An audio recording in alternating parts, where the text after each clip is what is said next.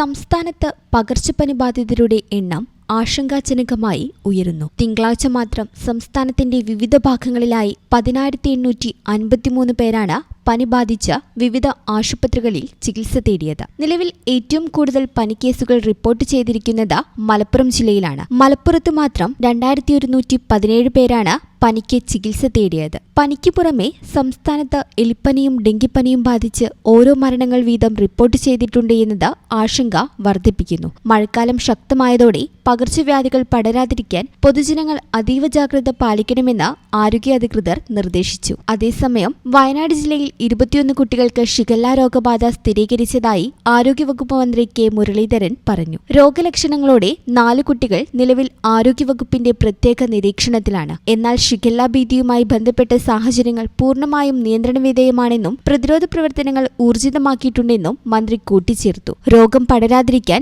ശുചിത്വ പാലനത്തിൽ ജനങ്ങൾ പ്രത്യേക ശ്രദ്ധ ചെലുത്തണമെന്നും ആരോഗ്യവകുപ്പ് നിർദ്ദേശിച്ചു. ന്യൂസ് ഡെസ്ക് ഈ ചാനൽ.